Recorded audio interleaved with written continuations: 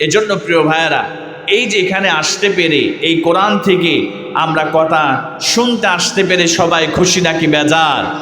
আওয়াজ দিয়ে বলেন না খুশি না বেজার? কারণ এটি এমন একটি কিতাব, এই কিতাবটা আল্লাহ পাক শুধুমাত্র মুসলমানদের জন্য দেন নাই, এই কিতাবটা আল্লাহ পাক গোটা পৃথিবীর সমস্ত মানুষের জন্য আল্লাহ পাক গাইডলাইন হিসেবে দান করেছে। কথা বলেন ঠিক কিনা? এক কথায় আমরা যে যে দলের কর্মী হতে পারি, আমরা কেউ বিএনপি করতে পারি, আমরা কেউ আওয়ামী লীগ করতে পারি, আমরা কেউ জামাত ইসলাম করতে পারি, আমরা কেউ চরমুনাই করতে পারি, আমরা কেউ মানিকগঞ্জের মুরিদ হতে পারি, আমরা সবাই এক কিতাবের অনুসরণ করি। সবাই বলেন তো সেই কিতাবের নাম কি? আল কোরআন। এর মধ্যে কি কোনো সন্দেহ আছে?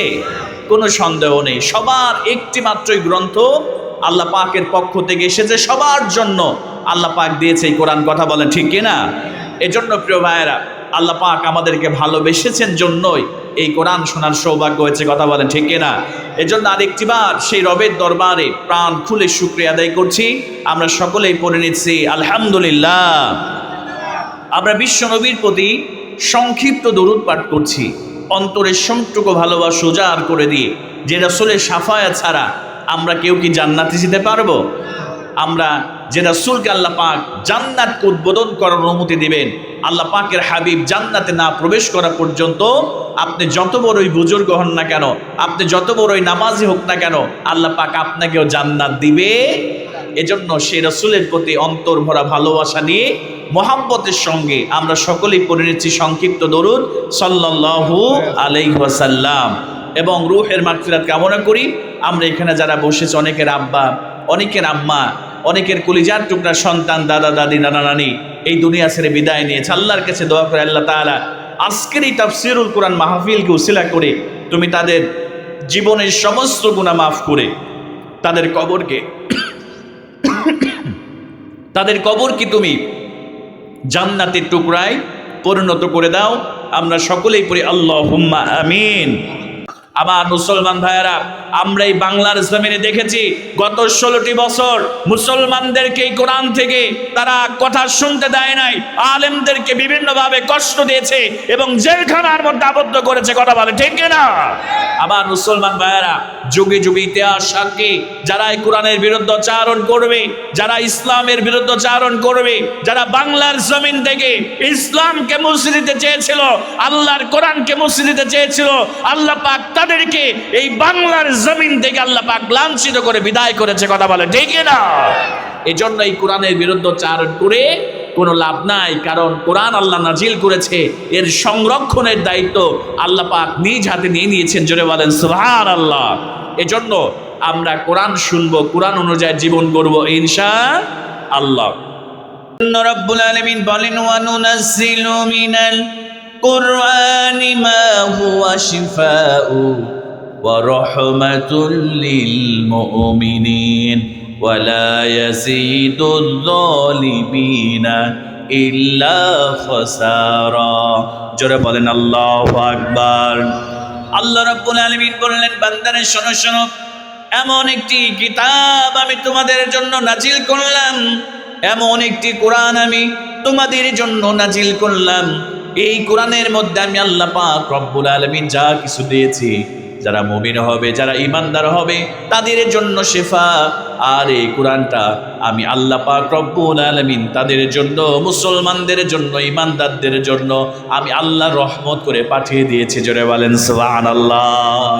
আমার মুসলমান ভাইরা, শুধু তাই নয়, আল্লাহ পাক রব্বুল আলামিন 89 নম্বর সূরা সূরাতুন নাহল, আল্লাহ পাক রব্বুল আলামিন 16 নম্বর সূরা সূরাতুন নাহলের 89 নম্বর আয়াতে আল্লাহ পাক রব্বুল আলামিন সুন্দর করে জানায় দিলেন, বান্দারে ওয়া নাযালনা আলাইকাল কিতাবা তিবয়ানাল লিকুল্লি শাই ওয়া হুদাও ওয়া রাহমাতাও ওয়া বুশরা লিল মুসলিমিন। আল্লাহ রাব্বুল আলামিন বললেন, বান্দারে শোনো শোনো, এমন একটি কিতাব আমি তোমাদের জন্য নাজিল করলাম, এমন একটি কোরআন আমি তোমাদের জন্য নাজিল করলাম। তোমার ব্যক্তিগত জীবন থেকে শুরু করে নি, তোমার সামাজিক জীবন, তোমার পারিবারিক জীবন, তোমার রাষ্ট্রীয় জীবন, প্রত্যেকটা ক্ষেত্রে যা কিছু প্রয়োজন তিবিয়ানাল লিকুল্লি শাই, আমি আল্লাহ পাক রব্বুল আলামিন সব কিছু এই কোরআনের মধ্যে আমি আল্লাহ নাজিল করে দিয়েছি। জোরে বলেন সুবহানাল্লাহ। এরপর আল্লাহ পাক রব্বুল আলামিন বললেন ওয়া হুদা ওয়া রাহমাতাও ওয়া বুশরা লিল মুসলিমিন, এই কোরআনটা যারা মুসলমান হবে, যারা ঈমানদার হবে, আমি আল্লাহ পাক রব্বুল আলামিন তাদের জন্য হেদায়েত, তাদের জন্য সুসংবাদ, আর মুসলমানদের জন্য আমি আল্লাহ এই কোরআনটা রহমত করে নাজিল করে দিয়েছি। জোরে বলেন সুবহানাল্লাহ। তাহলে আমার প্রিয় ভাইরা, এই কোরআনটাকে রহমত হিসেবে নাজিল করে দিয়েছেন মুসলমানদের জন্য, ঈমানদারদের জন্য। একমাত্র মুসলমান আর ঈমানদারদের জন্য আল্লাহ এই কোরআনকে রহমত হিসেবে আল্লাহ পাক পাঠিয়ে দিয়েছে। সুবহানাল্লাহ বলবেন না? আমার মুসলমান ভাইয়েরা ভালো করে লক্ষ্য করেন, এই কোরআন কেমন রহমত আমাদের জন্য। ও কলিজার টুকরা প্রিয় ভাইরা, একটু মনোযোগটা বাড়ায় দেন। এই পৃথিবীতে যারা আল্লাহর কোরআনকে আঁকড়ে ধরবে, আল্লাহ পাক রব্বুল আলামিন তাদের সম্মানকে, তাদের ইজ্জতকে আল্লাহ পাক আকাশচুম্বী করে দিবে। জোরে বলেন সুবহানাল্লাহ। আমার বাংলাদেশের একজন মুফাসসির ছিলেন, যিনি আল্লাহর কোরআনের দাওয়াত গোটা 50 বছর ধরে তিনি বিভিন্ন দেশের মানুষের কাছে কোরআনের দাওয়াত দিয়েছে। ভালো করে লক্ষ্য করেন, আল্লাহ রাব্বুল আলামিন তাকে এমন কোরআনের তাফসীর করার জ্ঞান দান করেছিলেন। ও মুসলমান ভাইরা, এই বাংলাদেশের জমিনে অসংখ্য কাফেররা, অসংখ্য হিন্দুরা যার হাতে কালেমা পড়ে মুসলমান হয়েছে, এইটা তার ব্যক্তিত্বের জন্য নয়, এইটা তার সুন্দর চেহারার জন্য নয়, এইটা তার বংশ মর্যাদার কারণে নয়, তার দুনিয়াবি ক্ষমতার কারণে নয়। আল্লাহ পাক রব্বুল আলামিন এই কোরআনের মর্যাদা এমনভাবে তাকে দিয়েছিলেন। আল্লাহ পাক রব্বুল আলামিন এই দুনিয়াতে সেই কোরআনের পাখি আল্লামা দেলোয়ার হোসেন সাঈদী রহমাতুল্লাহি আলাইহি, যার কোরআনের তাফসীর শুনলে, যার কোরআনের আলোচনা শুনলে আমাদের হৃদয়টা পর্যন্ত প্রশান্ত হয়ে যেত। কথা বলেন ঠিক কিনা? আমার মুসলমান ভাইয়েরা, আল্লাহর এই বান্দা এই বাংলাদেশের জমিন থেকে কয়েকজন মাত্র আল্লাহর ঘর কাবার মধ্যে যারা অনুমতি পেয়েছিল, তার মধ্যে এই কোরআনের পাখি ছিলেন একজন অন্যতম। আল্লাহর ঘরের মধ্যে তার প্রবেশের অনুমতি তিনি আল্লাহ পাক রব্বুল আলামিন করে দিয়েছিল। আমার মুসলমান ভাইয়েরা, এই রহমতকে আঁকড়ে ধরলে কেমন করে আল্লাহ পাক মর্যাদা বাড়ায় দেন।